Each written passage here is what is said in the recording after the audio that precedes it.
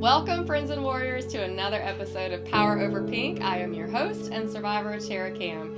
And today I'm so excited to have my beautiful friend Tiffany here with me to share her story. So welcome, Tiffany, to Power Over Pink. Thank you. Thank you. So you and I have met just briefly a few times, and I had Tiffany came to one of my first, I guess we'll call it support groups, where we had a paint night. Yes. So we got to really kind of get to know each other a little bit, but I didn't really get to hear your story then, and I'm glad because I really wanted to save it for this moment. I knew that you were going to be getting ready to share, so thank you so much for being willing and vulnerable to share the story, because I know it's going to impact some people. So thank you for having me. Thank you. Thank you. So tell me a little bit before we jump into your warrior story. Tell me a little bit about you. Do you have children? Are you married? Are you from here?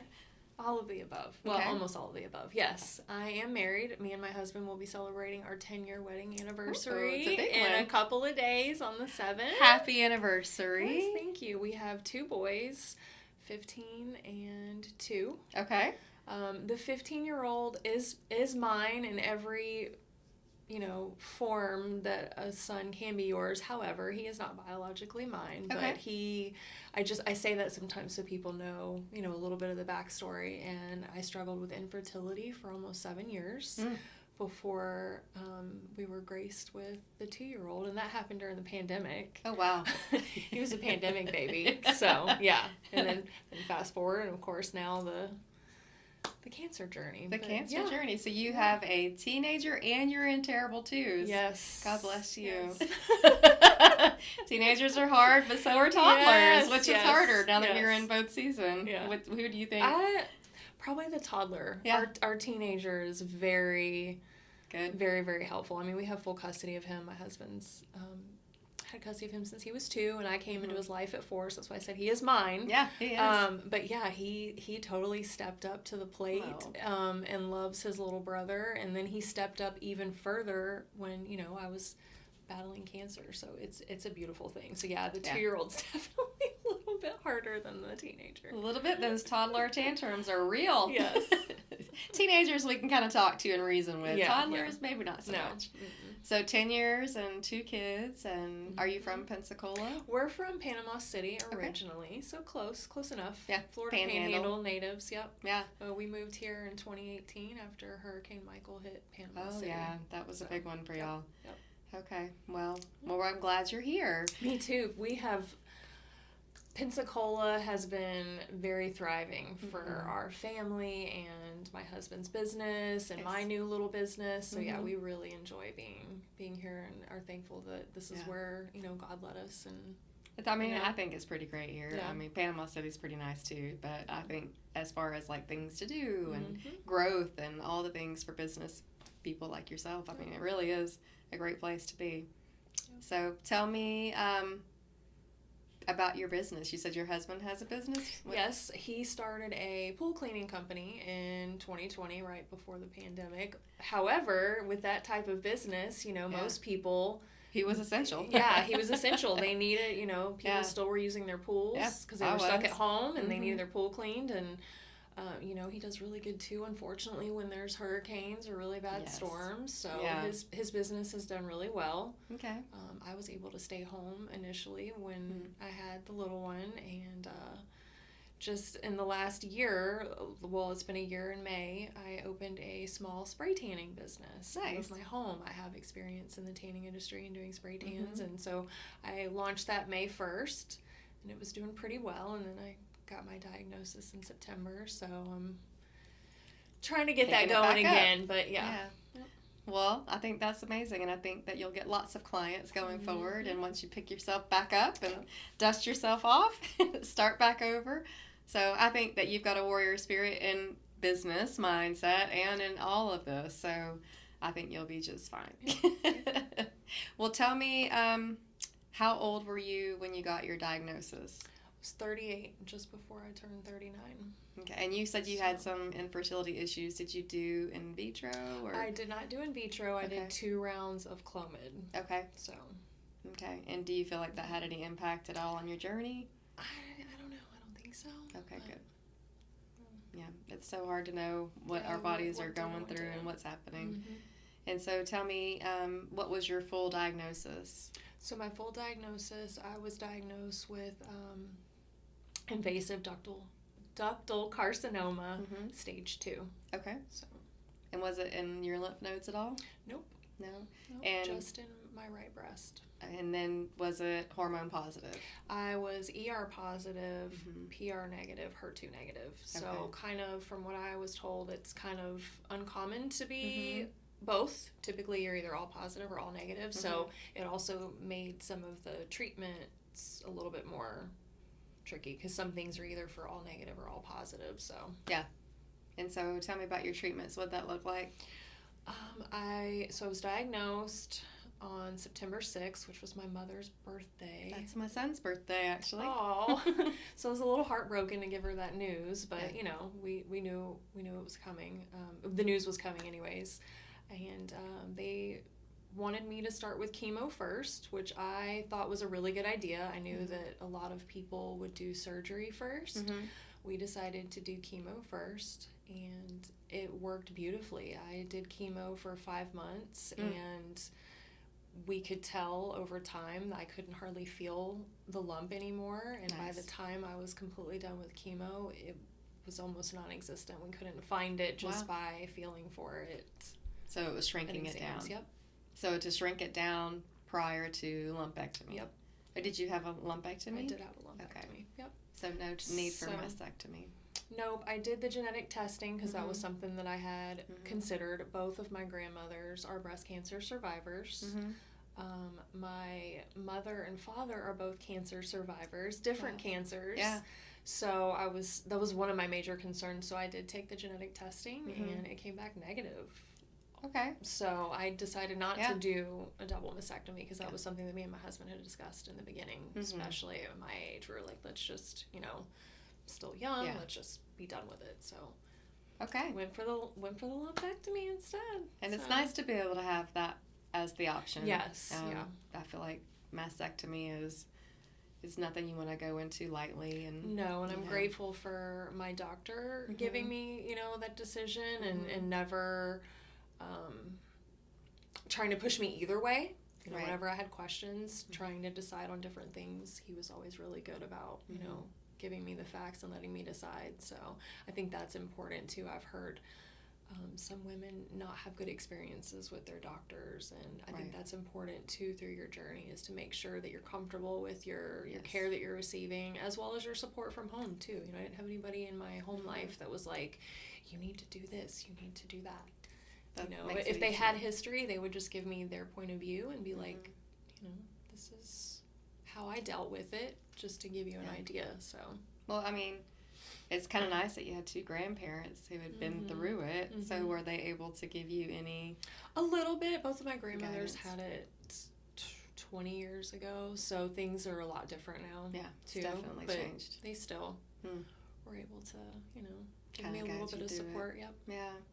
I mean, it doesn't help, but it does help when you know what it's like. Yeah. I mean, even just this little breast cancer community that we have, like it doesn't, you don't want this for anybody, but it does help you kind of know mentally how to handle things and get things through. It helps to have a community, especially when it's family. And that helped too, because I met, our other little support group that we do at the Booby Boutique with Emily. I met her a couple weeks after I got my diagnosis. Yeah. So it helps. That helped too. It does help. So, did you have to do radiation? So I, did the chemo. I finished chemo in February, and then I had my surgery was in April, and my doctor did recommend radiation. But when I went in to see the actual radiologist, the more that we sat there and discussed things, I made a decision to not go through radiation. We knew that the chemo was doing its job and shrinking the tumor. And when I had my surgery, the surgeon said there was nothing found in my lymph nodes. They took a couple just to be sure. And the only thing he saw in my breast was dead cancer cells. Wow. So in my mind, why, and everybody's different, but why should I continue to damage my body further? Right. for an outcome that may not be worth it, like Yeah. the risk to reward versus my percentage of having a reoccurrence versus it damaging my lung and, everything else that comes along with radiation. I decided not to do it. So, okay. That's a good, you have to weigh the pros and cons on all of it. Like literally everybody's different and your gut instinct is a lot of what guides these things too. So if you don't feel like you need it, then I think it's all very, it's not one size fits all. No, it's absolutely and not. It's definitely whatever the doctor has kind of guided and said. So I think that you're right to make those decisions and feel good about them. Yeah, and never second guess that. Yeah. never, because I think that you would know. Yeah.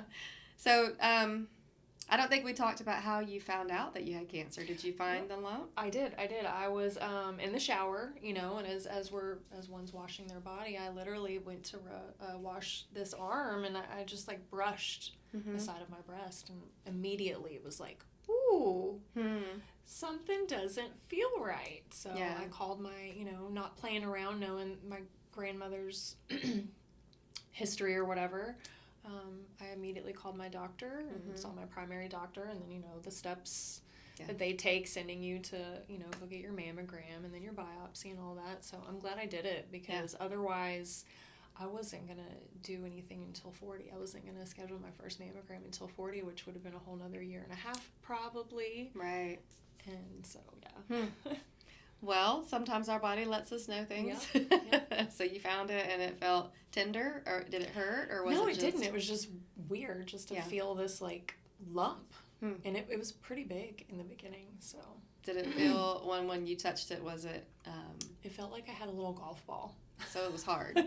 Yeah, I've heard that a lot. Felt like I had a little golf ball. Okay. I think I'm hearing that on repeat, that because we as women have cysts and things that grow and fibrocystic tissue, but on repeat I hear that it feels different when it was a lump. I didn't have a lump. I had calcifications. Oh, okay. So I would have never felt anything, because it was such tiny little clusters, like way deep inside. So I would have not ever been able to like physically feel it. So I always ask that question just so other people who are curious. Yeah, what it would feel like. Yeah, it definitely did. And I know that sometimes, some women have, like you said, yours calcification. Some women already have naturally lumpy, if you will, breasts from other tissues and issues, and you kind of got to know your body. Yeah. Now, were you pretty good about doing self-exams, or no? None of to us be were. Yes, to be completely honest, no, I wasn't, and I should have been. Had I been, I think I may have found it a little bit sooner. Yeah. Because, by the time just brushing across my breast, it was already pretty big. Yeah. So I think I would have found it a little bit sooner. Maybe we could have caught it at stage 1, but everything happens for a reason. Yeah, and that's just life. But yeah, if that's one piece of advice to give to women, is definitely do your self exams. Yes. And if you have family history or anything like that, go and get the genetic testing or get mammograms at a younger age. I definitely agree. I mean, even though I asked my doctor the same sort of question, because I have a grandmother who actually passed away of breast cancer, but she didn't get it until she was in her 70s. So that was not considered genetic. And so I always kind of questioned that mindset, but because of age was such a factor. But then they say that it's not. So I did the genetic testing, and then it came back negative. But then I thought, well, every female on my mom's side and my dad's side had a hysterectomy before the age of 40. I was, at 42, the oldest female to still have my parts, and so I wonder if that played a factor. So I mentioned that to him, because hormonally my family has been very, very historically having issues, and he said science is changing all the time, and they're doing new testing all the time, and even in the last 20 years, what they knew about genetics, it still just leaps and bounds forward. He said, so maybe, one day that might be considered more genetic. And I was like, oh, okay, that does help. That's what I was thinking. I thought for sure. I was like, really? I don't carry the gene, because my father had prostate cancer, so that is the BRCA gene as well. Yeah. And a doctor told me something similar that was like, they're coming up with, science is always evolving, and she was like, there might be genes that they haven't discovered yet. Right. So I'm like, always changing. learning all kind of new things all the time. But we're thankful for what they do know. Yes. But there's still a lot of gaps. So there's lots to be filled in. We'll just go with that. So so how far out are you now? So I had my surgery April 17th. Oh man, I should know the date. Oh, I think that's what it was. I think it was the 17th. Okay. Middle of April is when I had my surgery. So yeah. Well, you look amazing. Yeah, thank you. I mean, your hair is super cute this length. Yes, thank you. I love it. So tell me how you're feeling now that the journey is over. I mean, for you. For me, I think I'm going through a whole lot of the feelings and stuff. In the beginning, like before getting my diagnosis, those few weeks, you know, when you find it and you see the doctor and you're waiting for the results, I think I was a little numb, and I was just trying to not worry about it because it could have been negative, you know, so just trying to go through the day-to-day and put it aside and then deal with it when it came. And then when it came, you know, the day I got my diagnosis, I unfortunately had to go alone. You know, my husband was staying home with the toddler, so he didn't have to go to the hospital with me. I cried immediately after. When I was in my car, I cried. But then after that, I didn't really cry again. I got home, and my husband's very positive. He keeps me grounded, and he's like, we're just going to deal with it. He's like, we'll just take it day by day, and we'll deal with it. So I did, and I remained positive through my entire experience. Excuse me. And I think that's one thing that a lot of people have praised me for, too, is being positive. And now it's like a life-altering experience, you know, and it happens so fast. And then you look at it when you're on the other side, and you're like, whew. So I think right now I'm very grateful. I'm a lot of gratitude, but I think I'm also kind of starting to go through some of the feelings and, you know, kind of dealing with what I just went through and also what's to come. Because, I mean, we never know.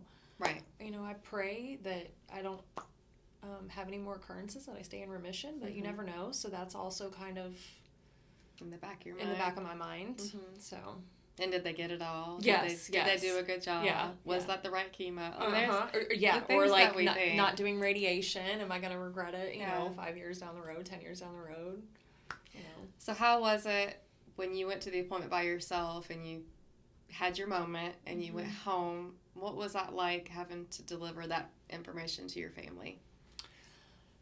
It wasn't as hard as I thought it was going to be. And again, like I said, my husband keeps me really grounded. So he super supportive, super grounded. It was hard to spit it out. And then when I spit it out, I immediately felt at ease by his facial expression. And then him saying that right after, just as nonchalant, like it's just, you know, dealing with something very minor. He was like, we'll just deal with it. He's like, we'll just deal with it, babe. We're just going to take it day by day. Yeah. So that makes a big difference. And then we just suit up and we do the battle, and then we get off the field and we're like, wait. What just happened? And everybody's like, oh, you're so brave, and you don't know how brave you are until you have to be.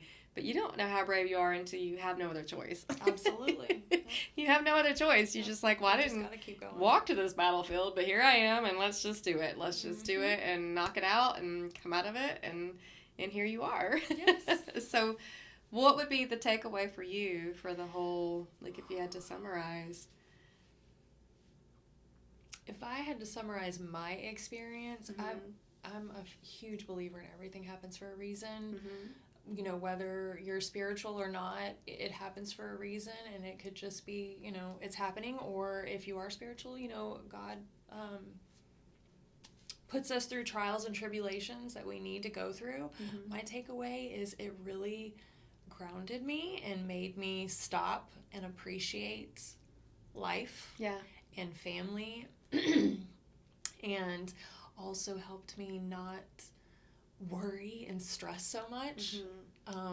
So yeah, I mean, I don't know. It was almost like a positive thing that happened to me when it was all said and done. You know, I have a lot of positive things that I'm appreciative for going through this experience. So every single person that has sat in that chair has said the exact same thing. None of us would have signed up for it. None of us would have wanted to go through it. But on the other side of it, you are better for it. Yeah. You're better for it. I mean, things that used to drive us nuts don't matter anymore. I mean, the little mundane things that women get so fixated on, those things don't really truly matter. So it's almost like it just erases a lot of the negativity, and it erases a lot of the things that we have no control over anything in life. No. We really don't. And why not just embrace the positive, like how you have and you are, and you're showing your boys like how to fight and what that looks like and how to do it with a good mindset and a good positive prayer life or whatever that looks like. But for you, you're teaching your kids how to fight. I mean, your 2-year-old may not ever understand, but one day looking back, he might. But tell me how your teenager handled it. Did he, help? Or? He stepped up and helped a whole lot. In the very beginning, we set out, our plan. With my husband owning his own business, he only works 4 days a week, so my chemo was always on Fridays when he was off and he was with the baby, and then on the weekends, my 15-year-old would help. So yeah, he stepped up, and we had a game plan, and he helped out a lot. And I think with us being so positive and being so, this is what we got to do, you got to do it, I don't think it really bothered him either. I think he knew, he was like, I think he knew Mama's got it. Yeah. He's like, Daddy's got it, Mama's got it, we got it. We're going to get through it. As a family unit. Any advice that you would like to give for anyone who does have a young toddler while going through, because Mom is kind of out of the picture, not necessarily, but as, you need that time for you too. Yeah. So how do you handle? Give yourself grace. You have to, I just took it day by day, and honestly, I think having him too was also a blessing. I feel like if I wouldn't have had him at home with me a lot of those days, I probably would have just felt really sorry for myself and laid in bed all day. But because I had to get up with him and take care of him, it kind of forced me to push through it all as if like nothing was going on. And on the days that it was really, really bad, I think he knew. Yeah. There was one specific day I remember I had chemo, and it was the Red Devil. My insurance hadn't approved yet this miracle medicine that helps you not get nauseous, and I was in fact getting nauseous, and I made a game out of it and was like, hey, we're gonna hang out in bed all day today. And so we hung out in Mommy's bed all day and watched movies, and I ordered food for lunch. Nice. And so come the next morning when I was feeling better and I got ready to walk into the living room, doing our morning routine, getting ready to make breakfast, he's like, Mommy, trying to get to go back to the bedroom. And I'm like, no, it's thank you. That day's over. He's like, that was kind of nice. Yeah. I think everybody needs a day in the bed to order food. Just gotta give yourself grace and just, do the best you can. And kids are resilient. Kids are really resilient. So, and like I said, I think he kind of, knew. Well, and he just probably wanted to get extra snuggles in. Yeah, he which is good for you. He definitely enjoyed all the snuggles, all the days on the couch with a blanket snuggled up. Yeah, and that sounds like a pretty good deal for him. Well, truly, to go through it with a teenager can be challenging. To go through it with a toddler can be challenging. To go through it through a pandemic can be challenging, and all the things, all the variables. But it sounds like you've handled it really, really well, and you've got a great positive outlook. Any advice in particular that you want to share with somebody who might be watching that has helped you, or something on your journey that you wouldn't change that you did that helped you through it, or anything like that? I think staying positive, just really try to stay positive and be lighthearted too. That was another thing that me and my husband would joke about, or not even my husband, just other friends. I had just gotten my eyebrows tattooed on braid in August, and was going for my touch-up.